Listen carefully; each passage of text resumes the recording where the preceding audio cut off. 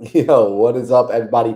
Welcome back to another episode of the Think Big podcast, episode 113. Special episode because today's date is December 24th, 2024. Holy crap, it's the day before Christmas. Yeah, super excited.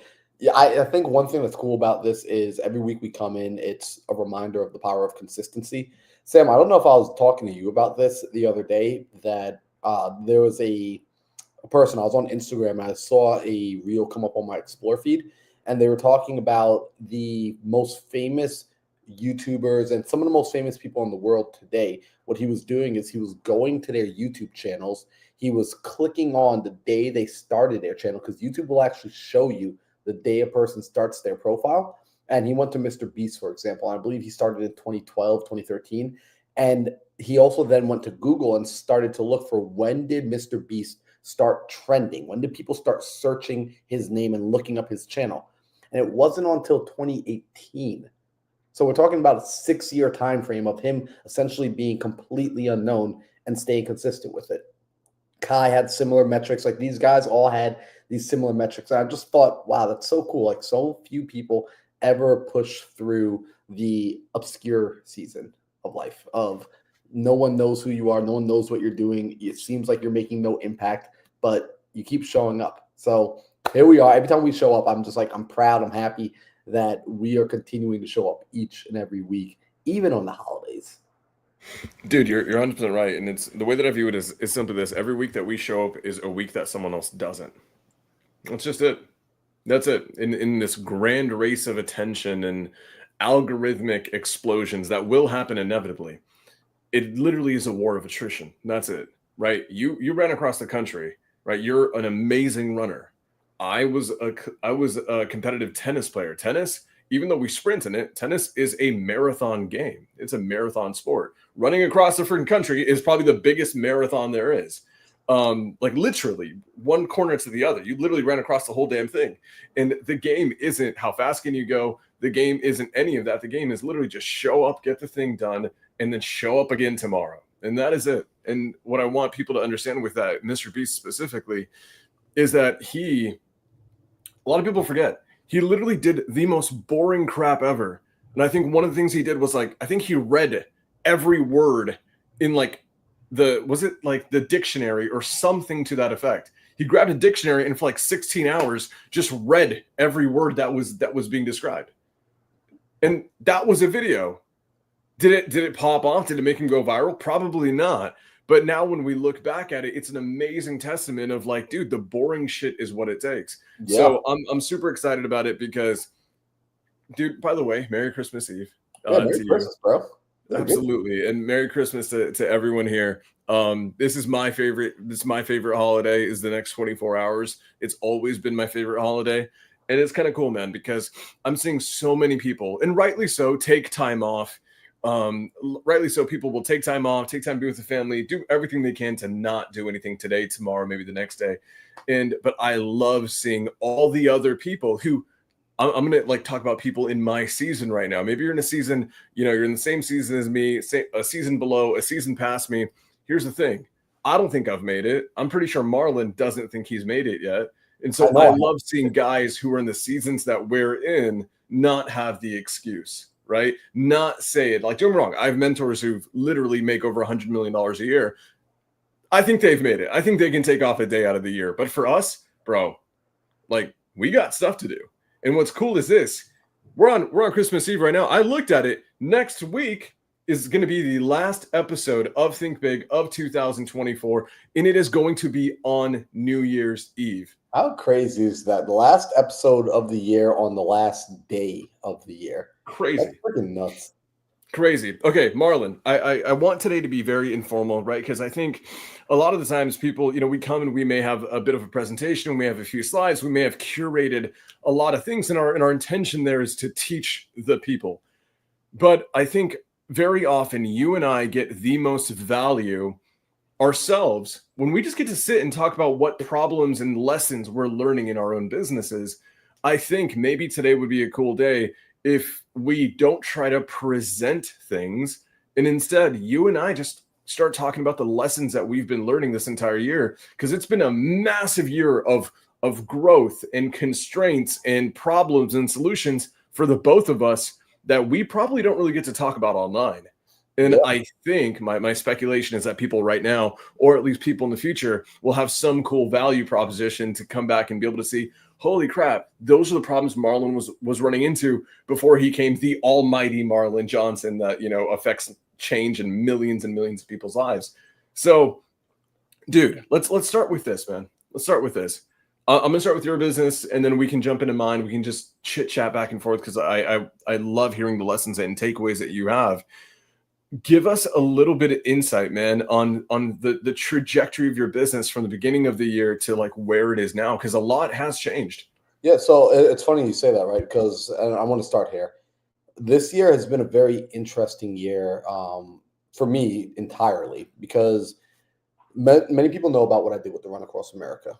And so what's interesting is at the beginning of the year, the very, very earliest part of it, January, it goes back to last year. You and I had a conversation last year about getting focused, locking ourselves away in a cave. You went full on monk Hormozy mode in that cave. And I followed you into that cave. And then I popped out of that cave early. Remember, we got bribed. We got tempted with skydiving. And I remembered both of us kept saying no to this person who invited us to come speak at their event in Florida. They were like, we just kept saying like, no, we're not traveling. We're not speaking on stages anymore. And then he said the beautiful words of, hey, but you can get certified to go solo skydiving. And I was like, crap, dude, that's been on my bucket list since forever. Like, that's just one of those, if I die and I didn't do that, that would have been a regret on my deathbed. And so we broke out of that. And I went down there. And what's interesting is that was the opening to a lane that I ended up running down for the rest of the year. So my intention coming into 2024 was it was going to be very business centric. And then what ended up happening, the reality of my life, guys, it was an amazing year. The reality, though, is I focused way more on my personal life resume this year in 2024 than I did on my business resume. And there's ramifications for that. I have amazing memories. I have amazing photos. I have amazing stories and things that I will cherish for the rest of my life. However, during that season, I departed from my business before properly locking certain systems in place. And effectively, I'm now at the season of I've got to rebuild some of those. I've got to rebuild a lot of things. I've got to rebuild a lot. And I want to be transparent about that because it was a beautiful lesson and a valuable lesson because I got to see what happened with the power of getting all of your concentration and focus dialed in onto whatever it was that was in front of you and making a true decision.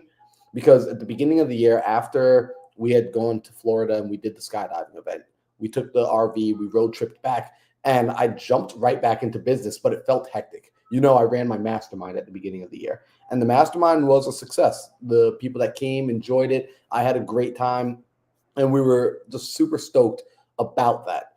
However, immediately after that mastermind was when I began doing the run. And on the run, I had made this plan, and I set up in my mind that I'm going to be able to do business, and I'm also going to be able to be there for this run to support Andrew, to raise money for the charity, to do all the things necessary. And those first few weeks were extremely difficult because I wasn't able to fully show up for either. I wasn't able to fully show up for the guys and the crew and the team. I wasn't able to fully show up for my work, for my partners, for my clients. And that was stressing me out to no end because I felt that run really amplified everything. And I felt what it meant to be divided, to be split-minded and split in my decision. And as a result, I sat down and I was like, okay, what am I going to actually focus on?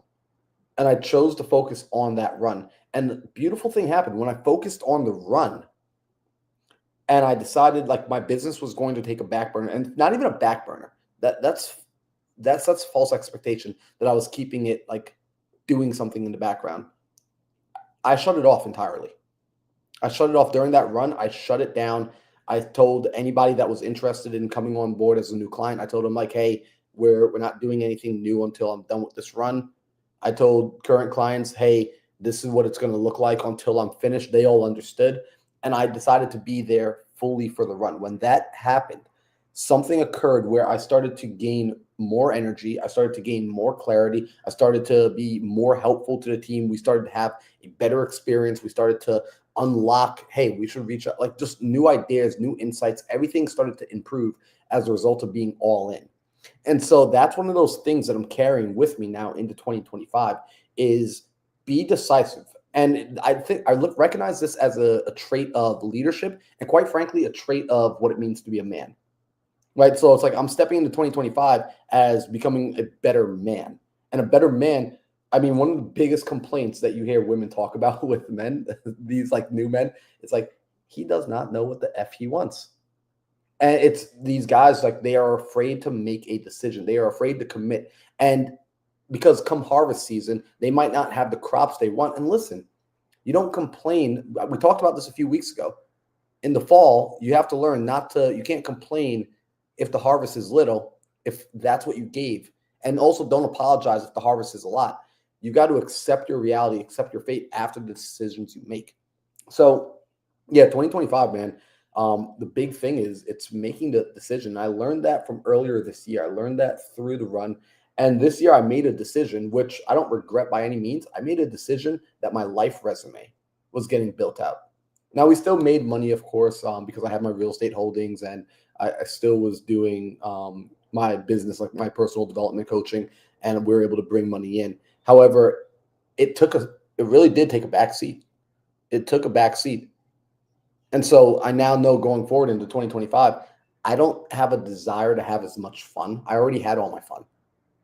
And now the new idea of fun for me is growing this company so that I can support. There's a handful of people in my life who have so much faith in me and believe in me and they want to be a part of the team that I've brought onto my team now that I want to support them. And I'm blessed to have people that I can have depend on me. I'm blessed to have that pressure of I need to perform so that they can put food on the table. Dude, okay, I'm gonna hit on two things. Number one, what's going on, Sydney? Good to see you. Okay, you hit on something, and I think it struck a chord with Sydney and probably a few others who are watching. You do high performance coaching, so you deal with a lot of guys who are coming up, especially because I think a lot of guys do gravitate towards you because you're a phenomenal example of what an emerging man should be like, right? And you're very conscious and self-aware of this. One question that I get all the time, every time I do a Q&A, almost every freaking time I do a Q&A on Instagram, and I get like 100 questions. Inevitably, one of them is always going to be, hey, Sam, I'm married, right? Guys, and just, Marlon's not married. I'm not married, but I get these questions from a lot of married men. I'm married. I want to do this thing. I'm newer. And here's the thing. How do I get my wife to come on board with investing, wholesaling, flipping, dropping 10K on a mentorship, 25K on a program? How do I convince her that this is the right thing? I know it's the right thing. I've been going down the rabbit holes on YouTube and all the things. I follow Marlon and Sam and Hermosi, and I want to be an entrepreneur, but like my wife doesn't, she's not on board. There's friction. Every time I talk to her, there's a problem. We get into a fight. And my answer is always this, and men hate this answer, but it's the realest goddamn answer there is. The answer is your wife doesn't trust you because you have not given her evidence, and that is it. That is it. Very often, and I'm gonna call out a lot of the men here, and this is like an element of being a man is just owning your own shit, is this. We as men tend to be very visionary. In a relationship, traditionally, men tend to be the visionary who leads the pack forward. And as men, when we get excited about something, what do? We love talking about it. Oh my God, I'm figuring out real estate and wholesaling. I can make 20 grand a month with one deal. I'm going to go and have passive income. We're going to have generational wealth. We're going to do all of these things, and it's going to be through real estate. And babe, I'm learning about it all the time, and I'm going to do it. I'm going to do it, and I'm going to do it. You know what's happening? Your wife is at home, wherever she's at, right? Taking care of the kids, doing the things, holding down the fort. And you know what she's doing? She's listening to you talk about it. And a month later, you're still talking about it. And a month later, you might have a CRM finally. And a month after that, you think you may want to do cold calling, but then someone said PPL. And then Sam Singh said, don't do PPL. And so now you're figuring out direct mail. All in all, you're 6 months in. And how much evidence have you given your life partner? None. So when Marlon says he went on the run and he owned up to the fact that he was not giving his full commitment to his team, and his performance and presence there was not what those guys deserved. It's not what they brought him on for. Marlon, I know those guys. Andrew, dude, Linder is a friend. He's a phenomenal human being with his background in law enforcement. And trust me, guys, like people who come from law enforcement, they don't do the whole half-ass energy stuff. It is all in or all out. Yep. Either all in or get the hell out the way, because you will bring everyone down. Marlon saw that, and he saw, hey, I'm like 1 foot in, 1 foot out. I need to go clear some headspace. And as a man, he had to go. And I'm assuming some of those conversations were probably a little bit harder conversations, maybe with some of your clients, maybe with people who wanted to work with you. Yeah. But when you did that, then you started showing up, right? Then you started giving them the evidence that, hey, I'm going to be here. I'm going to have the energy. So for the men listening in the audience, it's like I don't even answer this question anymore in my Q&As because I've answered it almost every time. And so now that I see it, I'm just like, I'm done, because men just talk. If you're a man and you have trouble, and Marlon said this is like being decisive is an element to a strong, good man. And like, I'm going to use the word good here, and I mean that actually from a moral standpoint, because here's the thing, 100% from a moral standpoint, a man has to be decisive, because there are other people who depend on him to lead. So if you have a wife, a significant other, you've been with for a very long time, you've got kids, and you're trying to create change for them, dude, own up to the shit that you say that you're going to do it. And I promise you, just by doing the thing, don't even talk to your wife about it. Just do the thing and just come back to the dinner table with the results. Trust me, your wife will be fully on board. There's people that you and I know, right? I use Pace Morby as a phenomenal example of this. Pace Morby, I love him to death. He says some of the most audacious, ambitious stuff out there. The visions that he casts out into the world are freaking huge, where everyone else around me, I'd be like, nah, you're full of shit. It's not going to happen. You don't have the work ethic, right? Pace Morby is one of the very few guys that I know when he says something, his wife, is probably behind the scenes like, I believe him. He's going to do it. He's going to do it. Because it's people like that. What ends up happening is they have this weird kind of thing. It's like this weird manifestation capability where they say something, and it's almost whether it's like the universe. Sometimes people think the universe gifts it to them. No, it's not that way at all. These people are so strong in their convictions. They're so damn strong in their work ethic that the universe has no choice but to reward them. Because for every one of them, there is someone who says the exact same shit who will put zero effort into it. So, dude, I love that. Something that people like neglect. They think, oh man, but like somebody like Pace, somebody like Sam, somebody like Marlon, they're just naturally born this way. They were born to be leaders. They were born to have this level of conviction. Like they were just born men. And the reality is we've given ourselves enough evidence in the past that when we say we were going to do it, we followed through. So when the risks were low, when the amounts were little, we followed through and we did the work back then. So now what happens is I believe when I say something, I'm going to do it. I'm going to follow through. It is now because I have so much evidence to prove that to myself.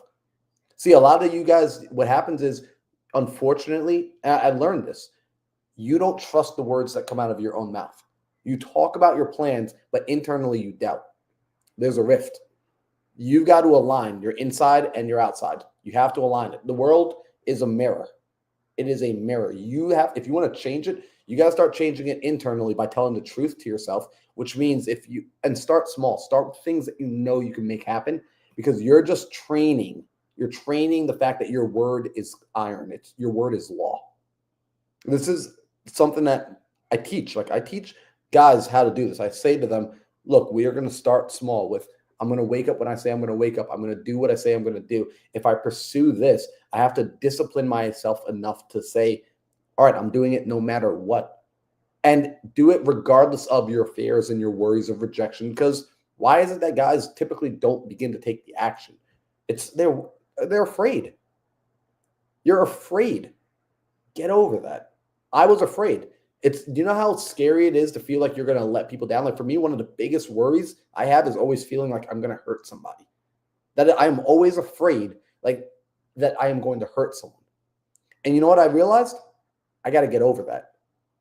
I gotta just period. Like I can't live my life never hurting somebody because I'm not in control of how another person feels anyway. So going into 2025, again, like this is something I personally have reflected on.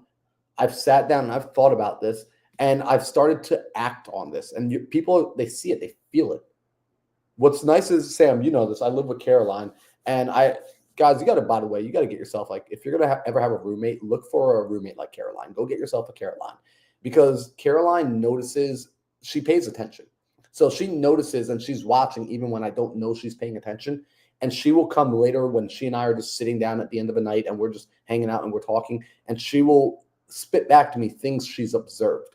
And she's told me a few times recently, like, hey, you know, one of the things I like about you is that when you say you're going to do something, no matter how big or small, you actually follow through. And she's like, it's funny that you said the word good, Sam. She says, you're a really good guy. And I just want you to know that, because I want to see more good guys in the world, and you're a really good guy. And what made her say that was this idea, this fact that she saw I follow through with what I say I'm going to do. Guys, there's nothing special about following through. It's something anybody can do. You don't need to have been born black, white, tall, small. Anyone can follow through with their word. So yeah, that stood out to me this year, man. That was like a big learning lesson, or a big thing to just hone in on. Dude, I love it. We'll get back to the business in a second, but I want to say this. For anybody, if you're a man, right, or you're working on leadership, doesn't matter if you're a man or a woman, and you are struggling with getting other people onto your mission, onto your vision, a phenomenal movie, and I'm super ultra biased here, but it's okay. It's one of my favorite movies of all time. It's the movie Troy. And the movie Troy basically depicts Brad Pitt as Achilles, the ancient Greek hero, as he leads his warriors basically to conquer the great Trojan city. And in that movie, there is a phenomenal scene where he gives a speech to his men. And basically what they're doing is they're going to go storm a beach that has never been stormed before. Like, no one's gotten past that beach before. The reason why, the incline was too steep. You have to land there. There is no landing a million miles around and walking around. Doesn't work. There is one point of entry. It is a beach at a steep incline. They've got archers up top aiming down. Everyone who tried to storm the beach has always failed. And here's the thing. The Greeks that Achilles fought for, they had a fleet of 1,000 ships that were coming. And he said he didn't want to share the glory with all the other ships. So what did he do? He took him and his men on their one little boat, him and his tiny little squad of the best men ever. And he basically told them to race forward past the fleet. They were going to be the first ones to storm that beach. And everyone else watching, they're like, they're going to die. No, like, armies of thousands have failed to storm that beach. And he's going there with 50 men. And his men, they were known as the Myrmidons. Basically, he showcases to them that on that beach, he says this amazing line. Brad Pitt crushes it in this scene. He says this amazing line that on that beach, immortality is there. Take it. It's yours. And he empowers them not to get his own vision, but just so you guys know, everything about Achilles is about glory and immortality, his name living forever, right? Not him living forever, but his name living forever. Glory and immortality are a big thing for him. And here, we talk about this all the time. He found a way for his men to have their vision in his, the glorious immortality thing. And before he put them on the most dangerous beach that the world has ever seen, the one that armies of thousands have not been able to take, he empowered his men to go storm that beach, 50 of them. And here's what's fucking crazy. They did it with 50 men. Why? Because they were empowered with a vision that was given to them by a leader. So if you guys are struggling, right, with leadership, with leading your household, with leading your team, if it's a sales team, your ops team, getting people bought into the collective vision, go study some of the greatest leaders ever, whether they were fiction or nonfiction. I love studying them. So you know what's funny, Sam? Because I was having this conversation with my brother earlier today. So like, I'm in town, and you know, it's been really nice being able to spend time with my brother. He and I, like, he's been trying to connect with me more, but life, it gets a little bit harder. He's got his baby girl at home. I'm always like traveling for work and doing things. And so today we went for a 2-3 hour long walk this morning. And one of the things I was asking him is like, hey, who are you surrounding yourself with? Because what you just explained, you study this, right? So if your goal is to become a greater leader, and you're like, but I don't have any good role models of leadership. Awesome. Neither did we. Change your environment, change who you're spending time with. Marlon, I don't know any good leaders, so you don't get it. I am in the proverbs, the hood and poverty of Pennsylvania, of Georgia. Like there is nobody around. It's a town of 3,000 and everybody's a farmer or drunk. Cool. It's internal, guys. Get into the books, get into their videos, engulf yourself in that environment internally, mentally, because your world is a mirror. It is reflecting to you what's going on inside. You're going to notice, you're going to see outside based on what's happening inside of you.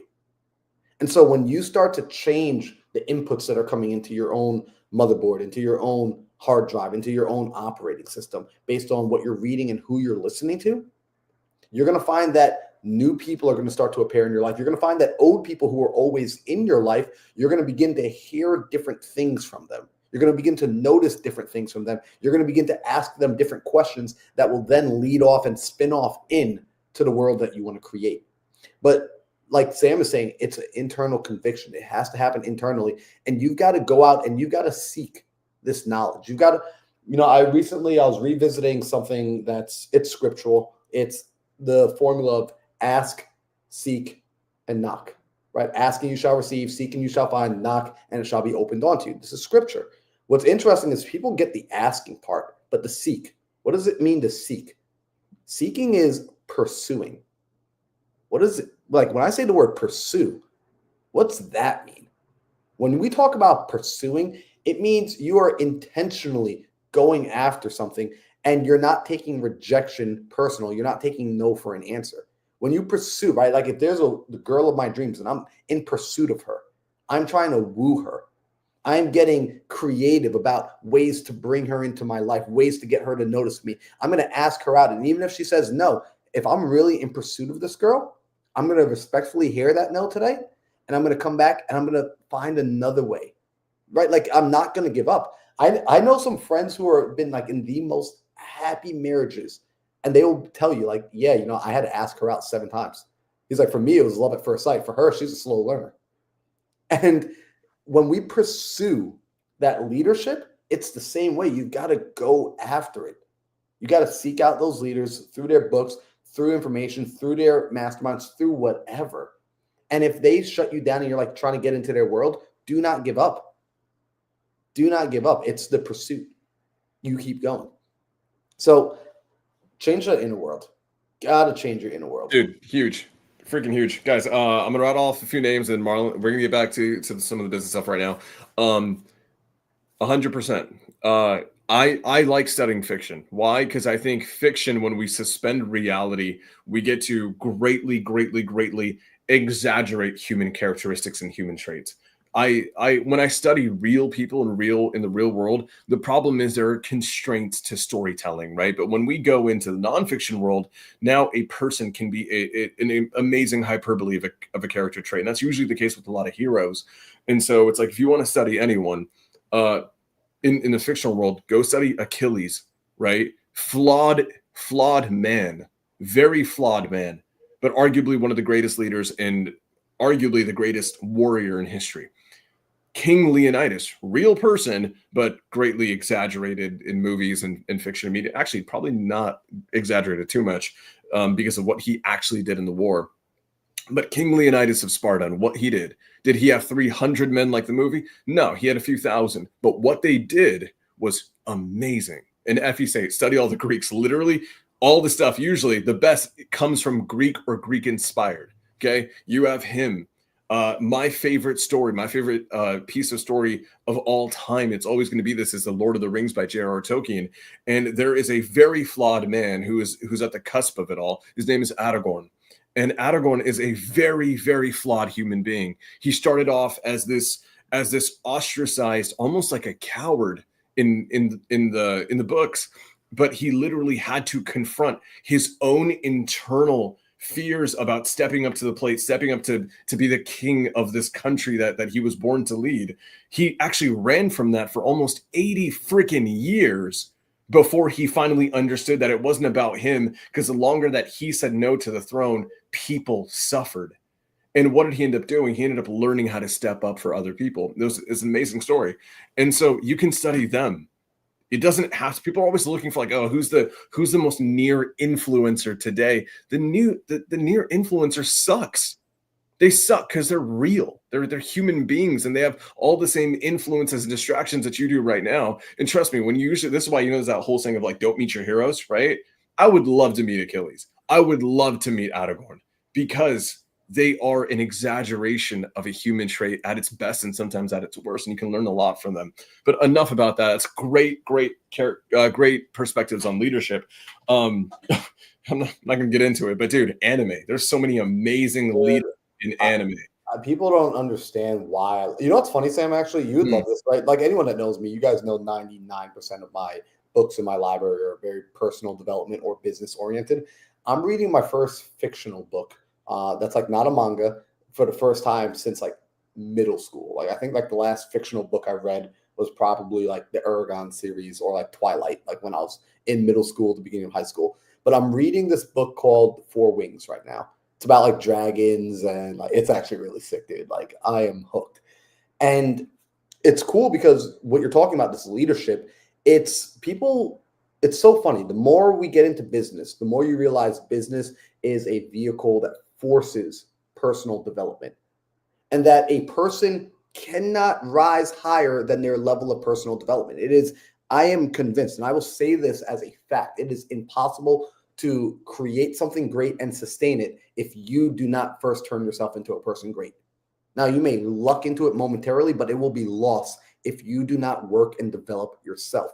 And developing yourself is it's turning inward. It's not an external activity.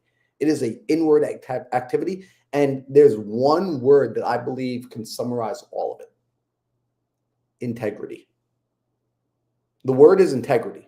Like if there is one characteristic that is an absolute mandatory must have in order for me to interact with you on a deeper level and to bring you into my world, it is integrity. Integrity doesn't mean do you do the right thing when everyone else is watching. It means do you do the right thing when no one else is watching. Integrity is, are you keeping the promises you make internally to yourself in your heart? Integrity is, are you keeping the promises that you made in silence in your mind? Right? Like not just the words you spoke out loud, but what about the things that you promised in your head that you never even said out loud? Are you still keeping those promises? That's integrity. Are you living by your principles? Like when a person lives by their principles, in my opinion, Sam, that is a person who is no longer of this world. They simply live in this world. Because people who live in this world allow external circumstances to sway their decision-making, to sway their emotions, to sway who they are. But a person who lives by principles has decided, this is who I am. And then regardless of what is happening externally, they are willing to commit to that, and they cannot be bribed. There's nothing you can do to get them off track. In fact, they are so convicted that you couldn't even bribe them with their own life.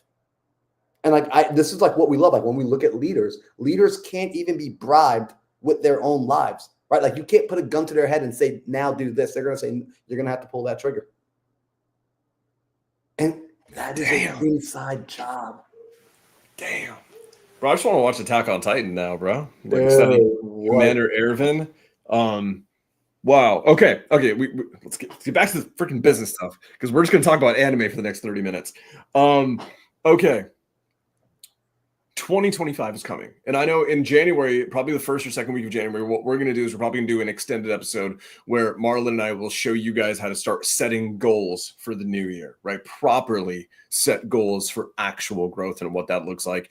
And we'll probably share a lot of our goals and the plans that we have to accomplish them, especially in Q1. But Marlon, you talked about it. You had a year of, I don't want to say a year of play, but you had a year of fulfilling and checking a lot of boxes for you on the personal side, right? What will be required of you moving forward, especially to start off the year? Because I think you and I both agree, a lot of times there's that old saying, right? It's like, it's not how you start, it's how you finish. I think it's bullshit. It's actually both. That's how I've always viewed it in my life, because how you finish is usually going to be a reflection more often than not of how you start. And if you have the discipline to start strong, you'll also have the discipline to finish strong too. So, Marlon, what is Q1 going to look like for you? What is it going to require of you this upcoming year?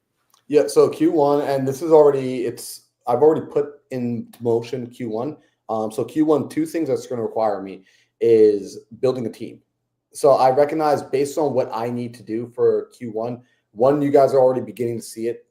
I have to be on social media a lot more. It's one of my main drivers. It's one of my main vehicles. And the amount of content, we need volume because we are at the place where we have not yet figured out how to produce viral content, how to produce the highest quality content. And so we are making up what we lack in skill with volume. We're going to work, create, and learn to understand what's better, what messages resonating with the audience, what people are finding valuable, what is a waste of time. And so I need a team in order to be able to do that, to be able to put it out consistently so that it's not going to be dropped. I won't drop the ball because it won't be reliant on just me. So we've already onboarded an additional 3 people in the last week, which I'm super excited about. And then the next thing is, and it kind of goes on in line with that, but the next thing is in 2025, I'm focused on literally just one thing. There's one North Star goal in 2025.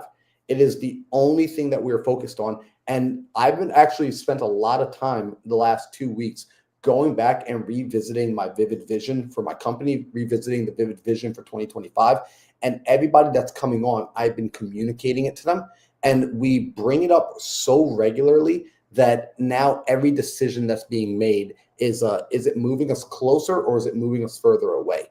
And so because this is an interesting thing, and I want you all to be able to utilize this because I'm going to share with you what's happening because I'm constantly bringing it up as the North Star and I'm constantly asking everybody to hold it as their standard for decision-making. It's forcing me to hold it as my standard for decision-making with every decision, not just the big ones, but also the little day-to-day decisions. And I jokingly shared with my community 3 days ago or 4 days ago that I was in a hotel in Alabama and I had stayed up late working on my computer. I was getting a lot of cool stuff done.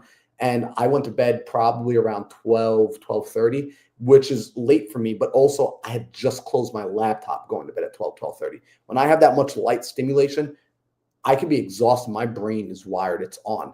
And so I'm laying there in bed and I'm just like, well, I'm already awake. Like I might as well go watch an anime or something or go like do something. But I knew that would keep me up. It would cause me to be more tired tomorrow. It would set me back tomorrow, which would set me back. That's one day taking away in 2025. Like I can't afford to lose that. And I made the decision, well, what would be the best decision based on what you want to accomplish in 2025? And the reality is in that moment, the best decision, and I know this sounds like a small thing, but pay attention. The best decision was, hey, you need to continue to lay here, keep your eyes closed. You need to let your body get to sleep as fast as possible. And if you are going to be awake, you need to internally now begin to self-reflect. Use this time to work on the image in your mind, to create your own power of will and leverage your imagination. But do not go and allow yourself to be distracted going on social media or watching an anime or doing any of that stuff, because at the end of the day, what is going to be the best moving you to your North Star in 2025? And so now those decisions, it's not just during the work hours, it's during all waking conscious hours. And I mean, I'm going to try not to go deep on this because I can, but I got to share this. This is so interesting.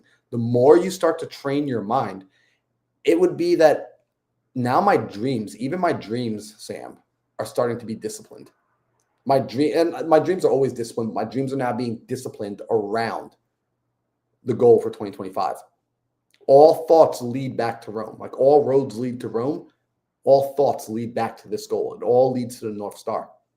And so I'm saying this for everybody because if they've been watching me on Instagram or YouTube, you know my word of 2025 is focus. Follow one course until successful. Keyword one. Keyword one. And so I know for a fact, guys, I'm going to be a broken record in 2025 because some of you need me to be. And I'm okay being that for you. Some of you, it's not going to click until you hear me say this again March 15th. Until you hear me say it again in June. I get that. And I'll keep saying it because you're right there.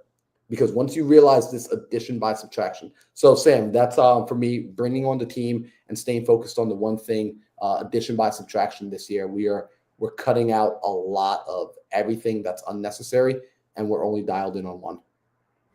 I love it. I love it, dude. I want to hit on this. I want to give a different definition. Because you say focus, and your brain, I think, auto defaults to focus one course until successful. I define, because focus is probably my two favorite words on earth are clarity and focus. Like those are the two things. You can't have focus if you don't have clarity first. You need clarity, then you can get focused, and then the results will come. For me, focus specifically means saying no to everything. And a lot of people, they want to be focused. I'm focused today. No, you're not. You're not. You can't actually focus in a day. Here's my grand hypothesis of this, guys. I'm going to give you like my year in recap.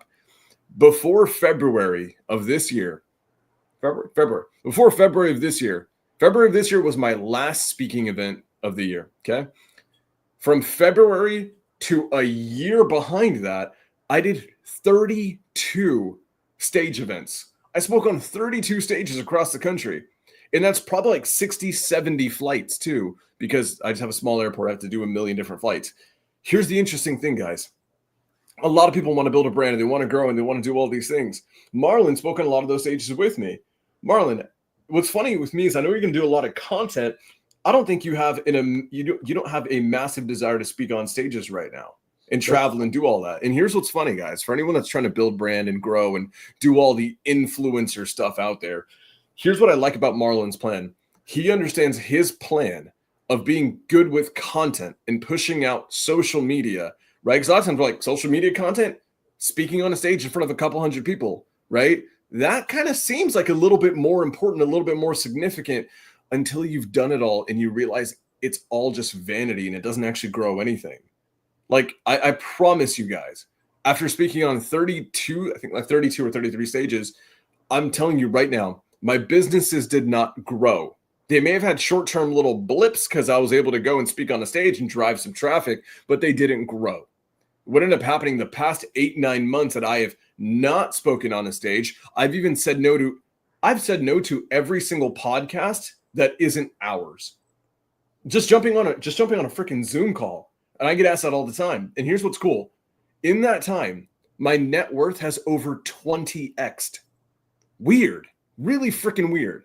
Our businesses have just astronomically soared. It's actually stupid what's happened with our businesses. And now, we talked about trusting and having evidence. I was talking to Sasha, who I adore. I was talking to Sasha about this we had a 2.5-hour call the other day. And she was like, when are you going to start speaking on stages again? I'm like, I'm not. She's like, why not? Like, everyone wants you to. And I actually got invited to speak on the biggest stage that I've ever been able to speak on. And it would have been in front of 500. Here's the thing, not free, but paid. Like 500 people bought a ticket and would have come and see me speak for 45 minutes. Crazy. And I said no to that. And Sasha's like, why? Because I have too much evidence over the last 9 months that this shit works. Staying home, staying focused, saying no to everything, aka focus, is the thing that actually increased my quality of life. It increased my ability to feed and take care of all the people that I love and cherish. And it also gave my business an insane uptick. And so what's really kind of funny is one of my mentors, who's a big social media influencer, texted me a week ago. And they were like, dude, when do you speak? Like, when are you hitting the road again? Like, you've been off for 9 months. And I'm like, dude, if you can put me on a stage where I have a 20 times increase in my net worth, and you give me the evidence that shit lines up, then I'll do it every day. But I know you can't. And I know everyone who speaks on stages can't either, because their business is to just speak on stage. My business is to actually grow businesses. So what's really, really, really kind of cool is that for me, I just have too much evidence that you just stay the hell home. And so Marlon's way of growing his North Star, I don't even want to say that content is the North Star, but I think content is the vehicle that gets you to your North Star. That's the way that I view it in my head. You know what it is? And you said something that, like, I wrote a note because I didn't want to let this slide, is your actions, whether people realize it or not, like, your actions are intentional. And so what happens is a lot of times, like, we start copying based on, oh, well, he was doing this, so I'm just going to do it. Yeah, but why was he doing it? You don't want to just copy action. Sam, I think you were doing Q&As in your Instagram the other day. And I think I saw I forgot what the question was, but I saw your answer.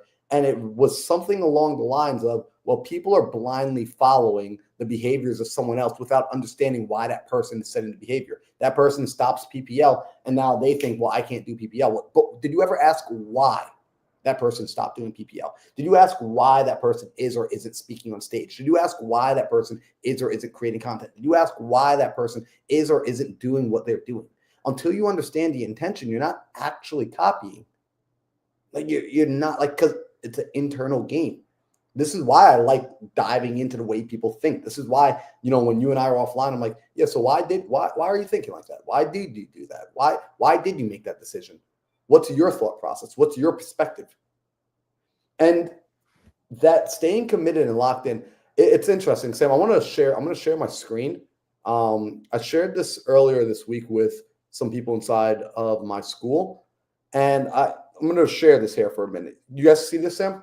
Yep. All right. So this is a post from a woman who just recently won the school games as well as the 2 Comma Club. So the 2 Comma Club, if you guys don't know, that's Russell Brunson's ClickFunnels award, and then the school games is Alex Hormozi's award for having produced they broke into 7 figures. I think she had something like $337,000 a monthly recurring revenue, new monthly recurring revenue in a single month. Yeah, guys, really quickly, the 2 Comma Club is not easy to get into. That is not a joke by any means. That's official. Like, getting that is up there with like getting a platinum and golden plaque from YouTube. Like, it is, you can't cheat your way into that at all by any means. There's no way to hack your way. You just have to work your way into it. And so she wrote this post earlier, about a week ago, actually. She said, it's Monday morning, and I woke up to this message from my co-founder, Gabar, screenshot below. I cried the happiness cry. Most people thought we were just another AI startup running off of ChatGPT until they saw our product. But I found out we won the 2 Comma Club award. And I'm going to spill the tea on what went into this insane win right after winning the #1 spot in the November school games, breaking the monthly recurring revenue record, and winning a Cybertruck. And this journey wasn't glamorous. It was lonely, like really lonely. I missed birthdays, skipped family dinners, went days without seeing my kids' faces. This is a mother, not a father. It's mother. My friends, I lost them. Thank God I found amazing people in this community. My family, haven't talked to them for months. My phone was dead silent except for team calls, messages from school creators, and school DMs. There were moments I wondered if this insane dream was worth it. I didn't know how we would win both the 2 Comma Club award and school games with a brand new business, as they have completely opposite rules. I was told it was almost impossible and I wouldn't try both at the same time, but something inside me refused to quit and reminded me of my favorite quote: impossible is merely untried. When we got this email, it was a trophy. It was proof, something crazy. The vision, it's not just a dream. There are blueprints waiting to be built to show what's possible. So for every entrepreneur watching this who feels alone right now, who thinks nobody understands the grind, I see you, right? I freaking love this. Now, here's what I learned since starting this crazy competition: embrace the lonely nights. If there's one thing I've seen Sam do, Sam has learned to embrace the lonely nights. They are your secret weapon. Build systems, not dreams. Your systems are your business. And surround yourself with people who believe in you. If they do not believe in you, if they are not empowering you, if they are not encouraging you, you need to cut them out. I don't care if they have the same last name as you. I don't care if they're your roommates. You need to cut them out. Let the bigger dream or vision of mentors in your community build you up when you're unsure. They went from zero to multi-million-dollar momentum by doing what others wouldn't. So that resonated so deeply with me.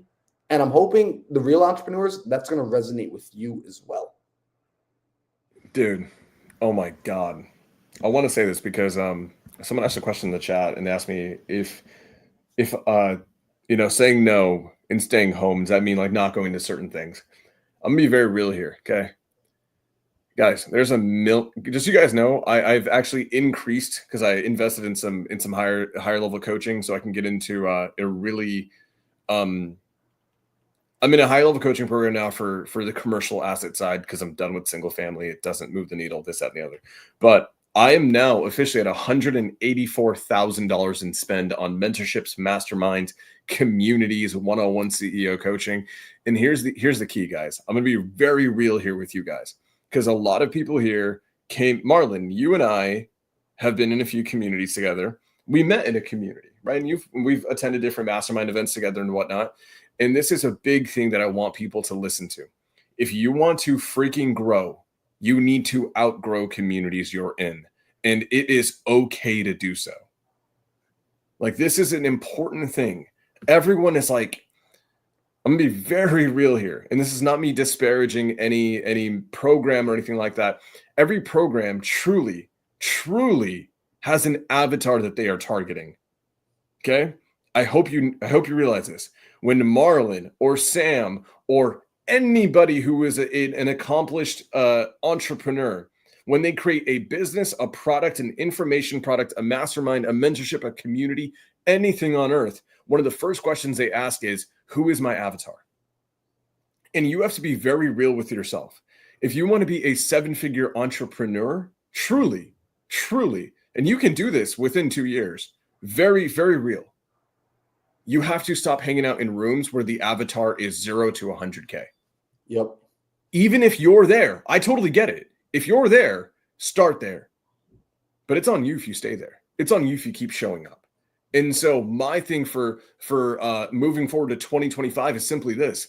I do not want to be in a room, and this is not me, and this is going to sound like bragging. It's going to sound like me being an arrogant prick. It's not. It's that I have a responsibility to my business partners, my families, my employees. I have a ton of them now. I have a responsibility to them for me to level up. And you know what that means? I can't spend time with people that I have a soft spot for unless they're pushing me to be more, unless they're pushing me to be better. I have had to leave communities because of this. And so my rule for 2025 with events, I actually just texted Alex Gerhardt today, and you know Alex Gerhardt. Yep. I texted him like, I'm not speaking on stages and I don't want to attend a single mastermind event. I actually will travel this upcoming year, but it's only going to be maybe once a quarter. And each time it's going to be to spend time with people who move the needle for me in a massive way, people I also care about. But fun fact, I was looking at the people that I want to visit. There are obviously a couple of them. Every single one of them, bro, 9-figure entrepreneurs.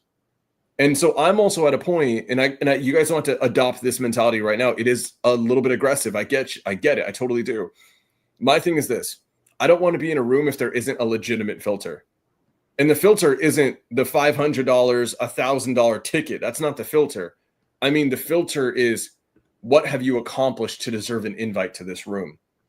If I can go to any website, if I can go to a public site and then go buy a ticket for $99, $100, $500, $1,000, $5,000, that's not a filter. That's just a price on the ticket. A filter is, what have you accomplished? What can you bring to this room? And here's what I've realized. When there is no filter, I don't get value. I really don't. And you know what ends up happening, Marlon, and I know you know this too, because we've traveled and I've seen you do this. You know what ends up happening when guys like Marlon go into a room where there is no filter? Everyone flocks to him, and then he ends up having to teach 25 people. And you know what ends up happening? Marlon spent $1,000 on planes, $1,000 on flights and all the things and accommodations and all this shit, hoping to grow his business and serve the people that he has behind him. But when he goes there, because he went into a room that wasn't filtered, he ends up being a teacher. And he likes teaching, but did he get anything outside of a little bit of an emotional fulfillment? No. I want everyone here who wants to actually grow their business and level up to start remembering that FOMO is your goddamn enemy. I have never seen anyone get FOMO'd into like a better life. It's not real. Focus. It means following one course. Focus means saying no. And for me, I'm very big on checking the influences I have in my head. And when I go to a mastermind, when I go to an event and I see people speaking on stage, and here's the danger point, guys. If me and Marlon go to events where it's like open to everybody, here's the danger. If a lot of people are like, oh, Sam, why don't you go to this event? Why don't you go here? Why don't you just come and hang out? Here's the reality of it. When Marlon and I go there, Okay. Let's say we're in the seats. We've got VIP because we're, ballers and this, that, and the other. And the problem is the event is not geared at a 7-figure entrepreneur like Marlon. It's not geared at me. And I'm trying to hit minimum 5 to 6 million in the next 12 months. It's not geared at me. It's geared at the entire event, the ecosystem, literally every speech, every word, even the freaking music is curated to nurture one avatar. And that's that guy. Let's say there's 0 to 250. Do you guys think I'm going to grow by spending 2-3 days in a room like that? Or do you think I'm going to be brought down because naturally the influences, they will seep into your brain? Marlon, am I going to grow? Am I going to hit my 5-6 million if I allow influences like that in my life? No, you're going to stay stagnant and you're really just going to be sliding down the mountain. Yeah, I'm going to be real with you guys here. I joined a mastermind earlier this year. Great mastermind, great people, love everyone in there. And the average person in there, the average member makes minimum $1 million all the way to about 5 million a year. Okay. Some of the top guys, 15 million plus. Here's what I realized. I got in and I was expected to teach. And I was like, oh, you guys make as much money as me mostly, but it's like the level that I'm moving at, some other people aren't moving at. So I need to get around even more exponential people. And I'm at a point now, and guys, extrapolate this, apply it to your journey however you want. Don't just think that this season, I'm going to be in this group and I'm going to be a part of this group and that's it. And this season, I'm going to be a part of this mastermind. And then I'm going to be in this mentorship. Because then what ends up happening, and I see this, bro, all the time, is people allow mentorships and masterminds to define their identities. Yeah. Oh, shoot. And I am sick and tired. Someone, I think it was like Ryan Schroep said it. He was just like, the biggest, kind of funny thing to me, and I don't mean to be offensive, but it's true. I see all these people want to build a brand. I see all these people want to be their own person and build an empire. But if you go to their freaking Instagram, their bio is a collection of all the mentorships they're in. Yep. Your bio, the description of you as your identity is just program 1, program 2, program 3. And it's like, there's no qualifications. All you do is pay a ticket. Hold yourselves to a higher standard for yourself and for the people around you. And I swear to God, you will grow.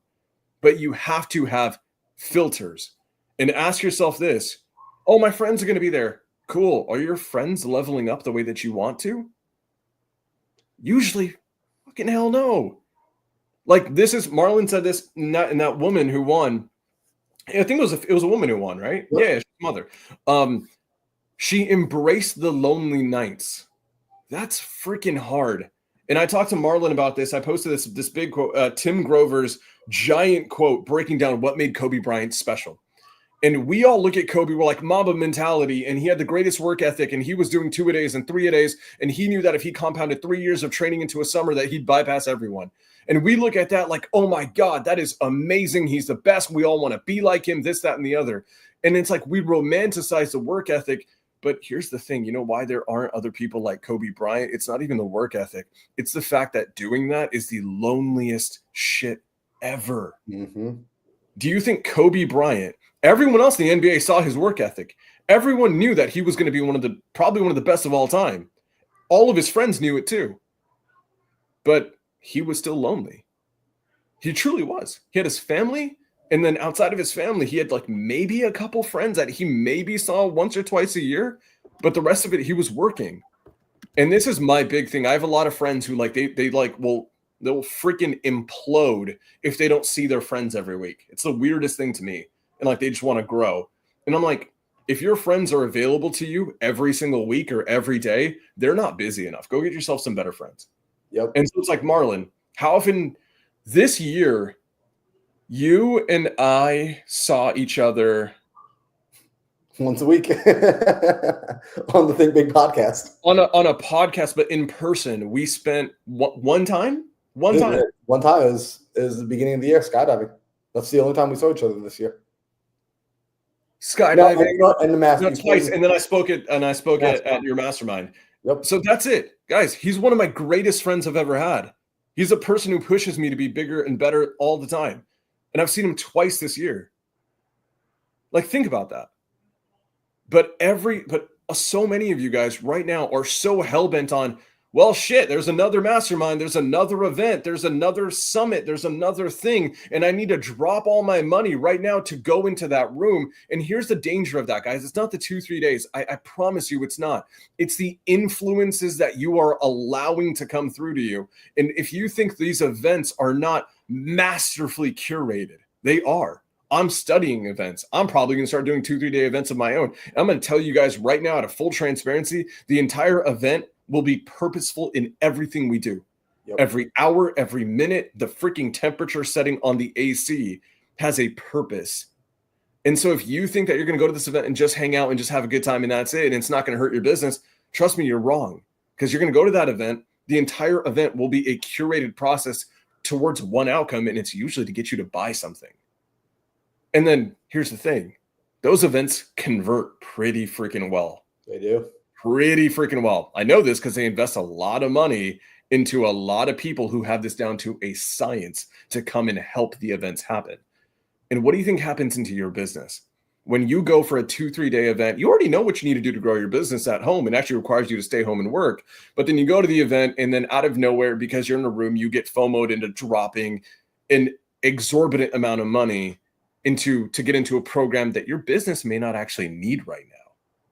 But you've convinced yourself it's important because you allowed yourself to be influenced by a lot of things. And so do I think if you're in a season, there is a season where these events make sense for you. There's a season where a community makes sense for you. But I'm truly telling you guys this, $184,000 in mentorships and masterminds, I'm telling you right now, straight up, the best, like the key to my net worth, the key to how much money we make, guys, my portfolio business, I'm going to pull it up right now.